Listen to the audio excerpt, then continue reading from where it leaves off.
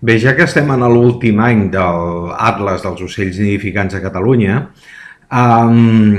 vull esmentar-vos algunes coses, com per exemple, dintre d'Ornito, dintre d'ornito.cat, veiem que hi ha aquesta opció de nou atles dels ocells nidificants de Catalunya. Si fem clic aquí, ens apareix aquest mapa, en el qual podem seleccionar anys. Si marquem aquí, nou atles 2015-2017, ens apareix el mapa amb totes les quadrícules que tenen dades i el nombre d'espècies que hi ha en cada quadrícula.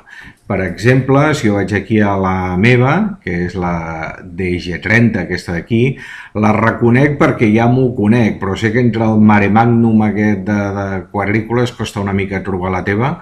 Potser t'ajuda si poses mapa polític, s'entreveuen els límits de les comarques aquí, però reconec que això ho complica una mica. Però bueno, un cop us la sabeu, doncs ja la teniu. Volia dir un parell de coses sobre els codis Atlas. Un codi Atlas l'hem de posar com un codi intel·ligent. És a dir, l'observador ha de tindre un criteri a l'hora de posar-lo. Pel fet d'un ocell estar cantant en un lloc, no vol dir que li hàgim d'assignar el codi d'Atlas de nidificant possible, probable. Depèn de si estava cantant de feia molt o poc. Per exemple, mireu aquí, podem seleccionar l'espècie. Si jo me'n vaig, per exemple, al mosquiter comú, i li dic mostrar, aquest ocell en el nostre país necessita muntanyetes d'una certa humitat, a vegades en llocs mediterranis, però sempre una mica d'humitat i sempre amb alguns racons de muntanya. Fixeu-vos aquí, al mig del delta de l'Ebre, al Garxal, en aquests llocs, aquí el mosquiter comú no hi cria. En canvi aquí l'observador que hi va anar va sentir un mosquiter comú cantar i el va marcar.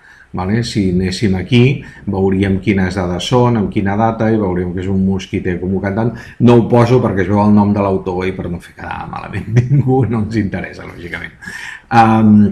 Però això després el que fa és posar soroll i els que han de gestionar després d'aquesta informació han de fer una certa neteja i els hi podem estalviar aquesta feina. Si tenim dubtes, imaginem que no sabéssim aquests requeriments d'hàbitat del mosquiter comú, podem anar al CIOC, el CIOC, Servidor d'Informació Ornitològica de Catalunya, seleccionar el mosquiter comú de la llista desplegable i aquí ens apareix el mapa de l'Atlas anterior, però veiem clarament la seva distribució, en aquest cas el mapa d'abundància, veiem que aquí baix ni parlar-ne del mosquiter comú i veiem aquí que potser les muntanyes del Montsià en algun racó potser sí que és possible ja que hi comencés a criar, però evidentment en el delta de l'Ebre no. Per tant, criteri a l'hora d'assignar els codis Atlas.